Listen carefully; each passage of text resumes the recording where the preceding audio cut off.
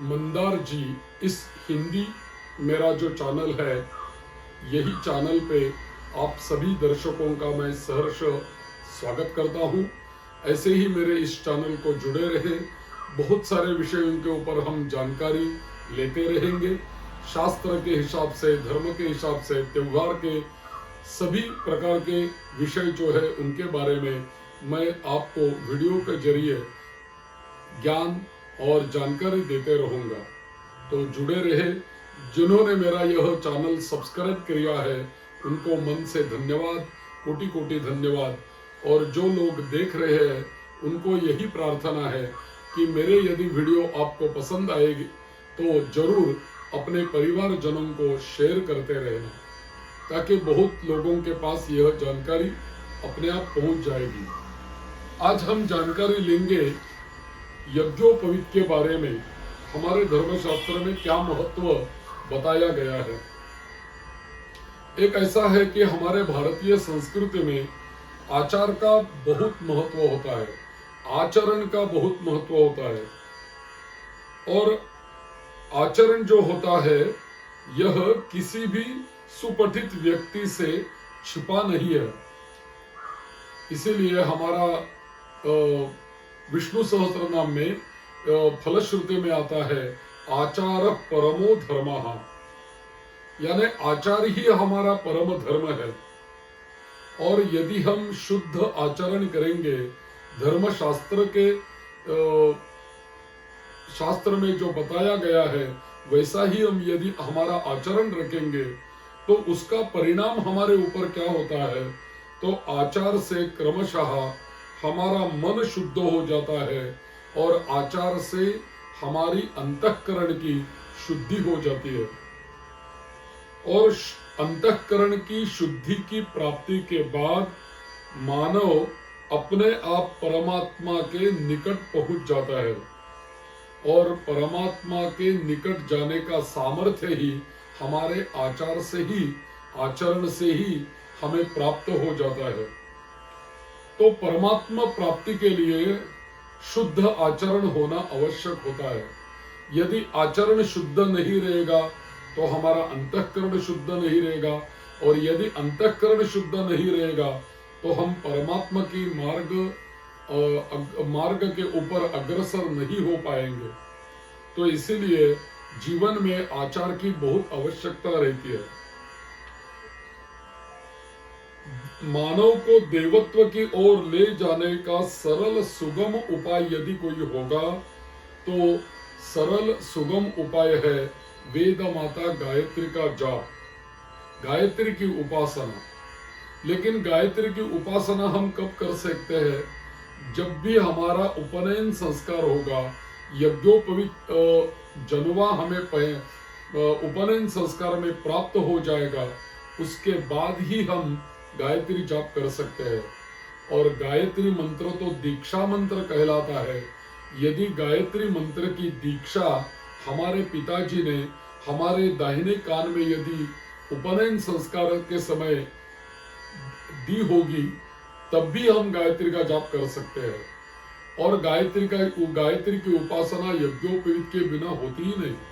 तो इसीलिए उपनयन संस्कार की आवश्यकता है, जनुआ पहनने की आवश्यकता है, बाद में गायत्री की उपासना हम कर सकते हैं। तो गायत्री मंत्र ये तो दीक्षा मंत्र है। और उपनयन संस्कार को वैसे ही दीक्षांत संस्कार बोलते हैं, यानी जिस संस्कार में हमें दीक्षा मिलती है वही दीक्षा संस्कार होता है।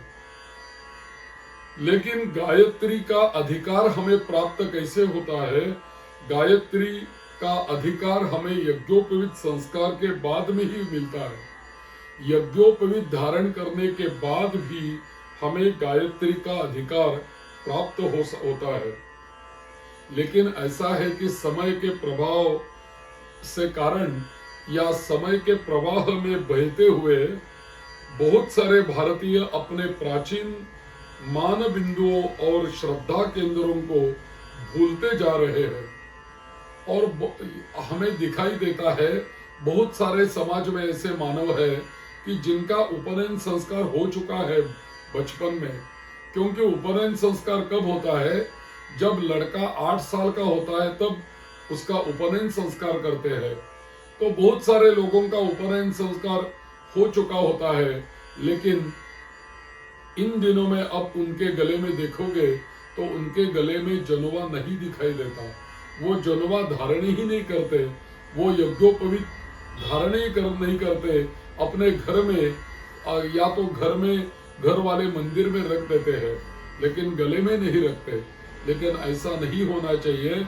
जब भी हमारा उपनयन संस्कार हुआ है तो हमें यज्ञोपवीत पहनने का अधिकार है और हमारे गले में हमेशा यज्ञोपवीत होना ही चाहिए।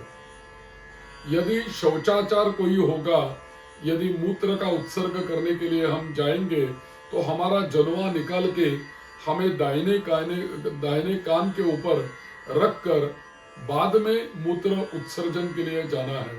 शौच भी वैसा ही होता है। शौच के समय भी ये जनेवा कान के ऊपर हम बांध के बाद में शौच और मूत्र का उत्सर्जन कर सकते हैं। यदि हमारे गले में वो यज्ञोपवीत होगा तब भी हम ऐसा कर पाएंगे। यदि यज्ञोपवीत नहीं होगा तो हम ये कैसा कर सकेंगे। तो यज्ञोपवीत की आवश्यकता हमारे जीवन में है ही। तो हम यज्ञोपवीत के बारे में जानने का कुछ प्रयास करेंगे कि यज्ञोपवीत संस्कार जो होता है, वो यज्ञोपवीत संस्कार वो क्या होता है और वो कब किया जाता है।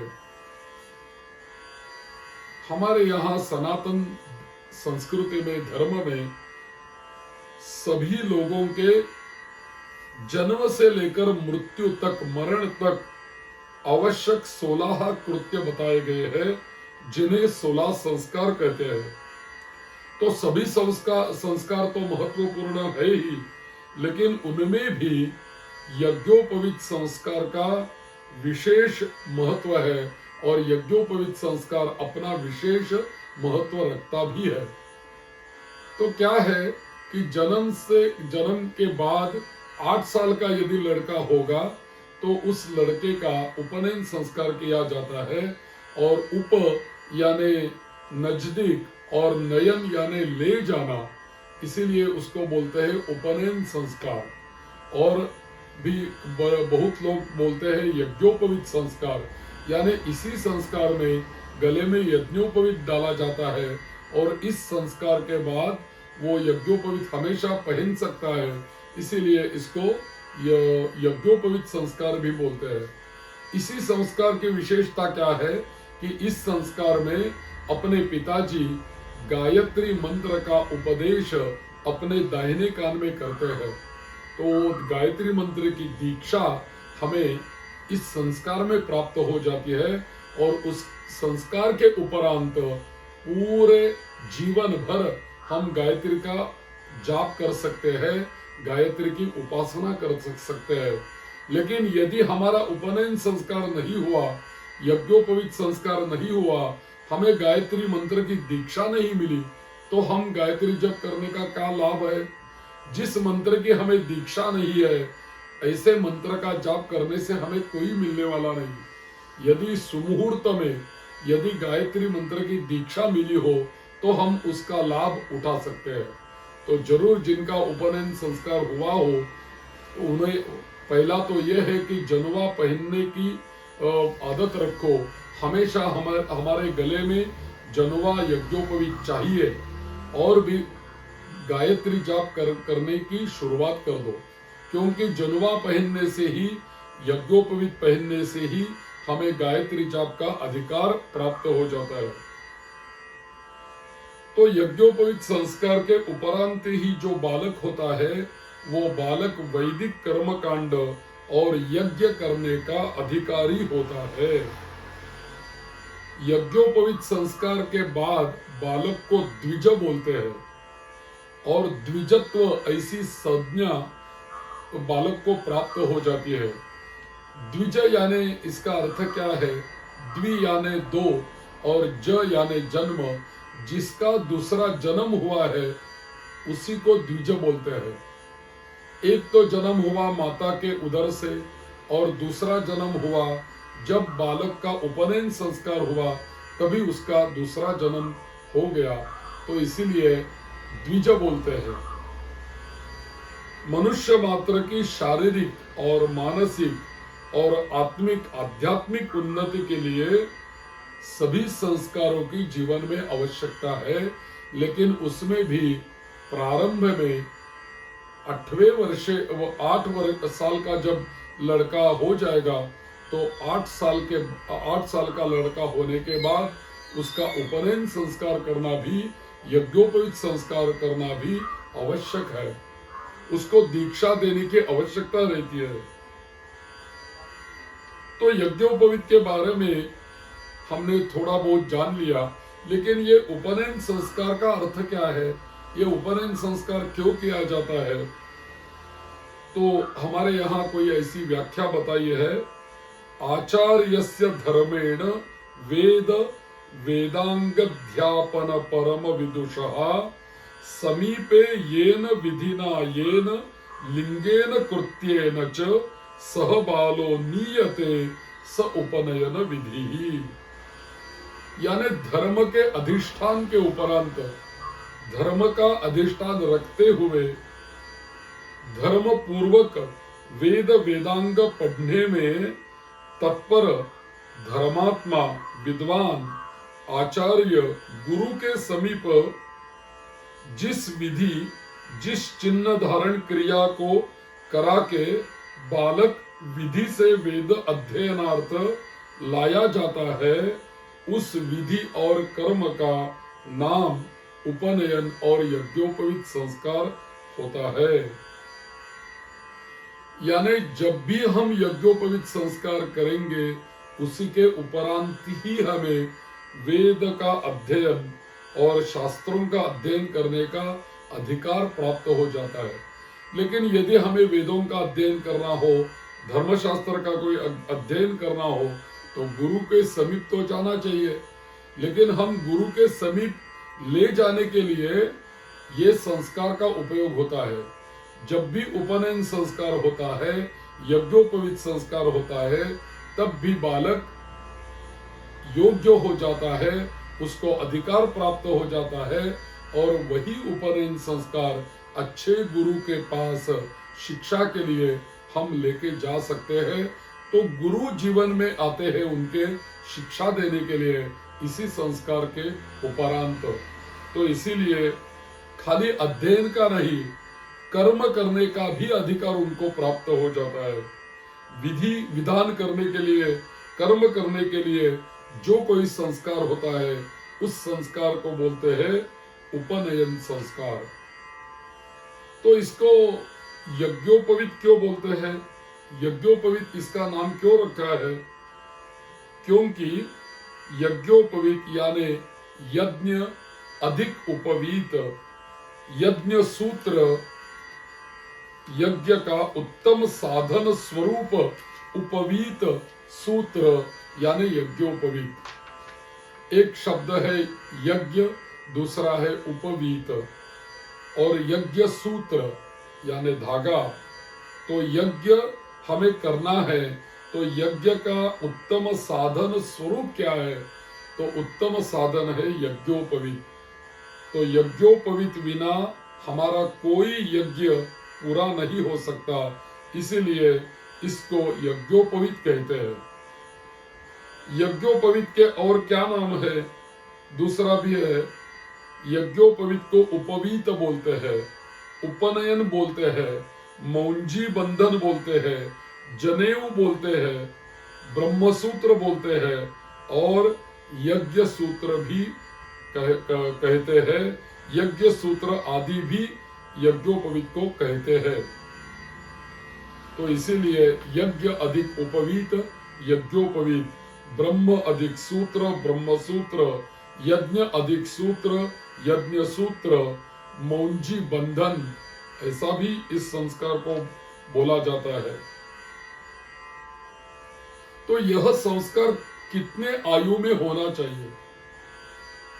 तो हमारे यहाँ एक श्लोक मिलता है, गर्भाष्टमेब्दे कुर्वीत ब्राह्मणस्य उपनयनम गर्भादेकादशे राज्ञो गर्भस्तु द्वादशे विषः। यानी गर्भ से, जन्म से ब्राह्मण का 8वें वर्ष में, क्षत्रिय का 11वें वर्ष में और वैश्य का 12वें वर्ष में उपनयन संस्कार करना उचित होता है और संस्कार करना आवश्यक होता है। तो गर्भ से जन्म, उससे भी हम काउंटिंग यदि शुरू करेंगे तो गर्भ वाला 1 साल और बाद में 8वें वर्ष में ब्राह्मणों का उपनयन संस्कार, 11वें वर्ष में क्षत्रियों का उपनयन संस्कार और 12वें वर्ष में वैश्यों का उपनयन संस्कार होता है। लोग पूछते रहते हैं कि यदि यह उम्र बीत गई तो आगे कितने वर्ष की आयु तक यह संस्कार हो जाना उचित होता है। तो कहा गया, आषोडशात् ब्राह्मणस्य सावित्री नाति वर्तते, द्वाविंशात् क्षत्र बंधोरा